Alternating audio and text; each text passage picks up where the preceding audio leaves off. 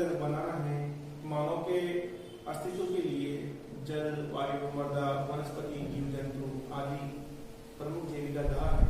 अतः जैविक संतुलन में ध्यान में रखकर आर्थिक नियोजन से मानव पर्यावरण संतुलन और संसाधनों की उपलब्धता बनी रहेगी और मानव उत्तरोत्तर प्रगति करता रहेगा। जैविक असंतुलन से पर्यावरण प्रदूषण से उत्पन्न पारिस्थितिक असंतुलन के कारण मानव के विकास के स्थान पर विनाश होने लगेगा। तो जैविक संतुलन है जैसे जीव जंतु हैं, मानव हैं, पेड़ पौधे हैं, वनस्पति है, इनमें संतुलन बनाए रखना है। जैसे कि वनस्पति की आज कटाई की वजह से वर्षा की कमी हो रही है, जीव जंतु के शिकार करने की वजह से जो पारिस्थितिक तंत्र है, जो खाद्य श्रृंखला है, बिगड़ रही है और जो हमारे पर्यावरण में जो घटक है, अगर ये घटक भी अगर नष्ट हो जाता है तो पूरा सिस्टम बिगड़ जाता है। अब चौथा उपाय है ऊर्जा के गैर परंपरागत संसाधनों का अधिक उपयोग करेंगे। ऊर्जा के जो परंपरागत संसाधनों का अधिक उपयोग करके ऊर्जा की जो गैर परंपरागत संसाधन है उनका अधिक उपयोग करके और प्रमुख गैर परंपरागत संसाधन ऊर्जा, सौर ऊर्जा, जवानी ऊर्जा, भूतापीय ऊर्जा आदि के उपयोग करके हम संसाधनों का संरक्षण कर सकते हैं। देखिए ऊर्जा की जो गैर परंपरागत संसाधन है, पवन ऊर्जा है, सौर ऊर्जा है, जवानी ऊर्जा है, भूतापीय ऊर्जा है, इन ऊर्जा संसाधनों का हम नवीनीकरण कर सकते हैं। जब हम इनका नवीनीकरण कर सकते हैं तो हम इनका उपयोग करके जो परंपरागत ऊर्जा संसाधन जैसे कोयला है, पेट्रोलियम है, परमाणु ऊर्जा है, जल विद्युत ऊर्जा है, इन ऊर्जा संसाधनों की हम बचत कर सकते हैं। तो हमें सबसे ज्यादा प्राथमिकता गैर ऊर्जा संसाधनों को देनी होगी, तब जाके हम संसाधनों का संरक्षण कर सकते हैं। नेक्स्ट है वैकल्पिक संसाधनों की खोज करके जैसे कि पेट्रोल, कोयला के स्थान पर सौर ऊर्जा, पवन ऊर्जा आदि का उपयोग करना। वही है कि जैसे कि जो विकल्प है, वैकल्पिक संसाधन यानी कि हमें जितने भी वैकल्पिक संसाधन हैं जैसे कि जो पेट्रोल है, कोयला है, इन संसाधनों का हम उपयोग कर रहे हैं और इन संसाधनों से हमारे रेलगाड़ियां हैं, गाड़ियां हैं, ये चल रही है। इनके स्थान पर अगर हम सौर ऊर्जा, पवन ऊर्जा, भूतापीय ऊर्जा आदि का प्रयोग करते हैं तो ये हमारे लिए वैकल्पिक संसाधन हो गए और इनसे हम जो संसाधन है उन पर हम कंट्रोल कर सकते हैं। जो संसाधन समाप्त होने वाले संसाधन हैं जिनका हम नवीनीकरण नहीं कर सकते, उन संसाधनों को हम संरक्षण करके भविष्य पीढ़ी के लिए सुरक्षित रख सकते हैं। अब नेक्स्ट है साहब प्राथमिकता के आधार पर उपयोग। तो प्राथमिकता के आधार पर उपयोग बच्चों देखिए, तो हमें ऐसा नहीं है कि हम संसाधनों का उपयोग ही ना करें, हमें संसाधनों का उपयोग भी करना है, परंतु प्राथमिकता के आधार पर करना है। जिससे कि हमें उसके और विकल्प ढूंढने हैं। अगर हमारा काम नहीं चल रहा है तो फिर तो करेंगे सही, परंतु यदि हमारा काम चल रहा है तो हम उस संसाधनों का उपयोग करें जिनको हम, जैसे कि मान लीजिएगा भारत में टंगस्टन की उपलब्धता कम है, अतः टंगस्टन के का उपयोग आयुर्वेद क्षेत्र में वरीयता के साथ कर इसका संरक्षण कर सकते हैं। अब देखिए पुनर्चक्रण। अब देखिए नेक्स्ट है पुनर्चक्रण। धातु के खराब होने से उसे गलाकर पुनः में लाना ही पुनर्चक्रण कहलाता है। तो बच्चों हम संसाधनों का पुनर्चक्रण करके भी इनका संरक्षण कर सकते हैं।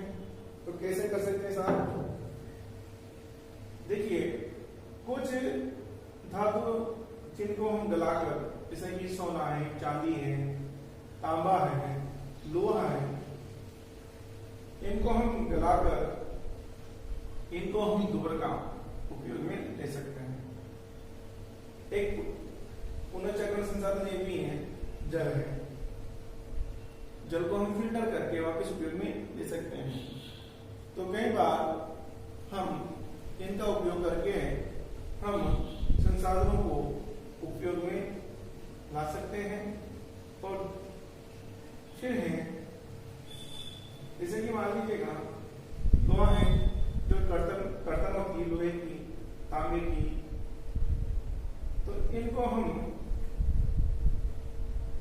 उपयोग में, इनको गलाकर हम उपयोग में कर सकते हैं। अब देखिए कृत्रिम वस्तु का उपयोग जैसे लकड़ी के स्थान पर प्लास्टिक, लोहे के स्थान पर सीमेंट, क्रिकेट से बनी वस्तुओं का उपयोग करना। तो बच्चों हमें जैसे कृत्रिम वस्तु का उपयोग करना है, प्राकृतिक वस्तु की जगह हम अगर यदि कृत्रिम वस्तु का उपयोग करते हैं तो इससे हम संसाधनों का संरक्षण कर सकते हैं। जैसे लकड़ी के स्थान पर प्लास्टिक, जैसे कोई लकड़ी का है, लकड़ी की कोई वस्तु है, तो उसके स्थान पर हम प्लास्टिक का उपयोग कर सकते हैं। तथा रेलवे लाइन में लोहे की और लकड़ी की जो स्लीपर के स्थान पर हम लोहे के सरिये, सीमेंट और गिट्टी से बने स्लीपर लगाकर लकड़ी और कोई लोहे की बचत कर सकते हैं ना। जैसे कि आज रेलवे लाइन में जो स्लीपर है और लकड़ी के हैं, उनकी जगह हम सीमेंट और लोहे के सरिये और सीमेंट और गिट्टी से बने जो स्लीपर हैं उनको लगाकर हम लोहे और लकड़ी की बचत कर सकते हैं।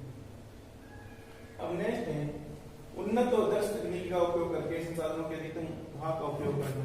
देखिए बच्चों, कई बार क्या होता है कि हमारे पास अगर तकनीकी अच्छी ढंग की नहीं है तो अत्यधिक मात्रा में संसाधन खराब हो जाते हैं। यदि हमारे पास तकनीकी अच्छी नहीं है तो हम संसाधनों का उस मात्रा में दोहन नहीं कर सकते जिस मात्रा में करना चाहिए, और वह अधिकांश संसाधन खराब हो जाते हैं जो किसी के भी काम नहीं आते।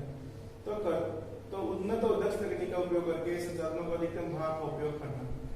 तो हम अच्छी तकनीकी का उपयोग करके हम संसाधनों का संरक्षण कर सकते हैं। अब संसाधनों का बहुउद्देशीय उपयोग। देखिए बच्चों, संसाधनों का बहुउद्देशीय उपयोग है तो जल योजना से कई उद्देश्य पूरे होते हैं, तो उन्हें बहुउद्देशीय योजना कहते हैं। और इन संसाधनों का संरक्षण किया जा सकता है, इनसे संसाधनों का संरक्षण किया जा सकता है। जैसे कि नदियों पर बांध बांधने से 3 मुख्य उद्देश्यों के साथ कई गौण उद्देश्य होते हैं, जैसे सिंचाई के लिए जल, पेयजल, विद्युत उत्पादन, मत्स्य पालन, बाढ़ पर नियंत्रण, वन विकास, मृदा का अपरदन की रोकथाम, भूजल स्तर को बढ़ाना, जल परिवहन, ये सारे। इसके अलावा पेट्रोलियम के मुख्य 2 ऊर्जा उत्पाद है, पेट्रोल और डीजल। इनके गुण उत्पाद भी है, मिट्टी का तेल है, ऑयल है, ग्रीस है, गैस है, सिंथेटिक पदार्थ, मोम और दरादी का उत्पादन पेट्रोलियम के बहुउद्देशीय उपयोग का उदाहरण है। और ये हो गया आपके संसाधनों का बहुउद्देशीय उपयोग। हम एक संसाधनों का एक संसाधन है, उनका हम बहुत सारे उद्देश्य के लिए उपयोग भी कर सकते हैं। इसे है बांध है, तो बांध का हम ऐसे थोड़ी लिए हम उसको पेयजल के लिए, उससे हम विद्युत उत्पादन भी कर रहे हैं, मिट्टी अपरदन भी रोक रहे हैं, भूमिगत जल स्तर भी बढ़ रहा है, उससे सिंचाई भी हो रही है, पेयजल भी मिल रहा है। तो बहुउद्देश्य संसाधनों का हम बहुउद्देश्य उपयोग करके हम संसाधनों का संरक्षण कर सकते हैं। नेक्स्ट है बच्चों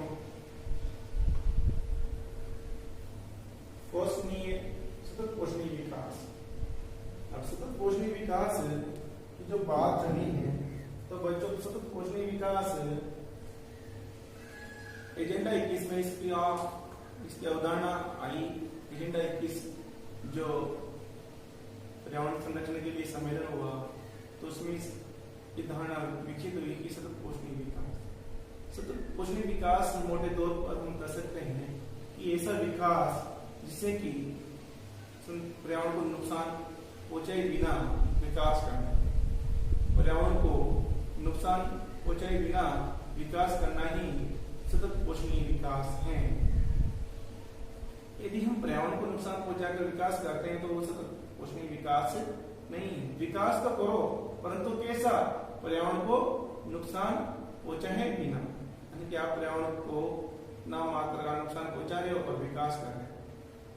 तो सतत पोषणीय विकास से तात्पर्य है वर्तमान पीढ़ी के द्वारा संसाधनों के नियोजित व विवेकपूर्ण उपयोग द्वारा अपनी आवश्यकताओं की पूर्ति करते हुए आने वाली पीढ़ी के लिए संसाधनों को संरक्षित रखने से है, ताकि भविष्य में इन संसाधनों का उपयोग किया जा सके।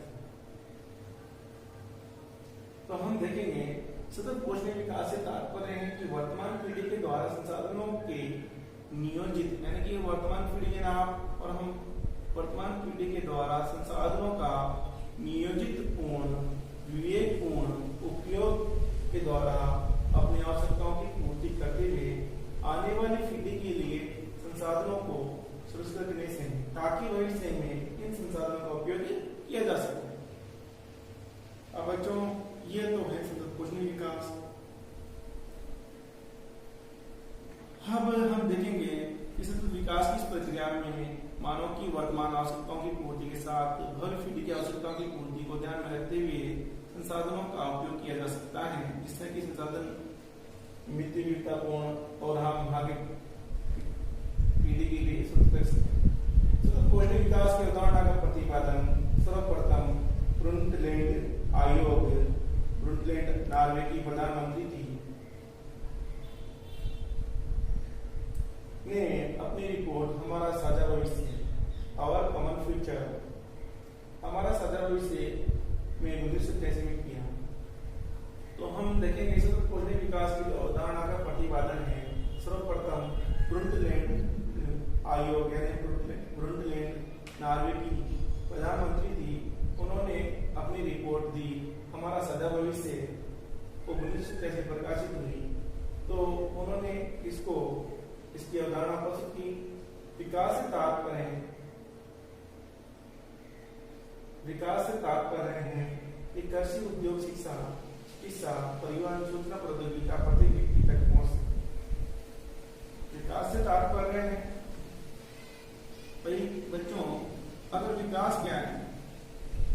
विकास क्या है बच्चों? कि विकास से तात्पर्य है कि प्रति व्यक्ति आय, औद्योगिक, कृषि, पद में वृद्धि, समृद्ध परिवहन, उन्नत सूचना प्रौद्योगिकी, स्वच्छ पेयजल, शुद्ध वायु, आरामदायक आवास, आवश्यक वस्त्र, स्वादिष्ट और पौष्टिक भोजन, आधुनिक चिकित्सा, शिक्षा, मनोरंजन साधनों की प्रचुर मात्रा में उपलब्धता। अगर ये सब कुछ है तो हम विकास कर रहे हैं। क्या क्या देखिए, एक तो बढ़ती हुई प्रति व्यक्ति है, दूसरा है औद्योगिक और कृषि पद में वृद्धि, तीसरा है समृद्ध परिवहन, उन्नत सूचना प्रौद्योगिकी, स्वच्छ पेयजल, शुद्ध वायु, आरामदायक आवास, आवश्यक वस्त्र, स्वादिष्ट और पौष्टिक भोजन, आधुनिक चिकित्सा, शिक्षा, मनोरंजन के साधनों की प्रचुर मात्रा में उपलब्धता। ये विकास है, ये बच्चों विकास है। इससे कहेंगे हम विकास। अगर लोगों की प्रति व्यक्ति आय बढ़ रही है, लोगों को शिक्षा, रोजगार मिल रहा है, पौष्टिक भोजन, आरामदायक जीवन मिल रहा है, चिकित्सा व्यवस्था में उनको मिल रही है, तो ये विकास है। इसको कहेंगे विकास। अब अगर ये नहीं है तो फिर विकास तो कोई मतलब नहीं, फिर तो आप जो चिल्लाओ विकास है विकास है विकास, नो। अब ह्यूमन डेवलपमेंट रिपोर्ट के अनुसार जो है HDI रिपोर्ट, यानी कि मानव के जीवन स्तर पर जो रिपोर्ट बनाई जाती है विश्व मानव संसाधन के द्वारा, वह है उसमें उसके अनुसार देखिए बच्चों,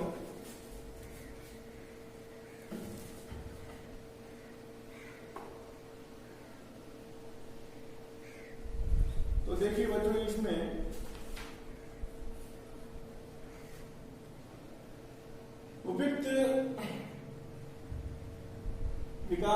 HID रिपोर्ट 2016 के अनुसार विश्व का मानव विकास सूचकांक में 0.7111 है। तो विश्व में सर्वाधिक यानी कि विश्व में मानव विकास सूचकांक में 0.711 है, यानी 711 है ए। तो विश्व में सर्वाधिक मानव विकास सूचकांक क्रमशः नॉर्वे है, नॉर्वे प्रथम स्थान पर है, जिसका मानव विकास सूचकांक 0.944 है। फिर दूसरे नंबर पे ऑस्ट्रेलिया है, जिसका है 0.935। तीसरे नंबर पर स्विट्जरलैंड है, उसका मानव विकास सूचकांक है 0.930 देशों का है। अगर हम भारत की बात करें तो भारत का मानव विकास सूचकांक 0.609 है अंक के साथ 130वें स्थान पर है, सॉरी 138वें स्थान पर है। इसमें 130 दे रखा है, 138वें स्थान पर है। तो बच्चों विश्व में न्यूनतम मानव विकास सूचकांक वाला देश नाइजीरिया, अफ्रीका का सेंट्रल अफ्रीकन रिपब्लिक है। तो हम देखेंगे बच्चों कि भाई हम संसाधनों का कैसे संरक्षण करें। तो ये जो है मानव विकास सूचकांक है। तो भारत जैसे मानव शक्ति आगे वाले देश में श्रम आधारित प्रौद्योगिकी को अपनाकर हम संसाधनों लाभप्रद विकास कर सकते हैं। विकसित देशों में कम जनसंख्या से निर्यात वृद्धि और विकासित और अविकसित देशों में जनआबादी जनसंख्या वृद्धि से निर्यात व्यापार कमी से जीवन स्तर का अंतर बढ़ता जा रहा है। देखिए बच्चों, हमने देखा कि भाई जो विकसित देश है उनमें जनसंख्या कम है तो उनका निर्यात ज्यादा है। जिन देशों की जनसंख्या अधिक है उनका निर्यात कम है, क्योंकि वो एक उपभोग ही कर लिया जाता है उनके द्वारा। तो आपके ये संसाधन में भाई जो विकासित और विकसित देश है वहां भूखमरी, अशिक्षा, गरीबी आदि चीजों का पाया जाना स्वाभाविक है। जो देश विकसित है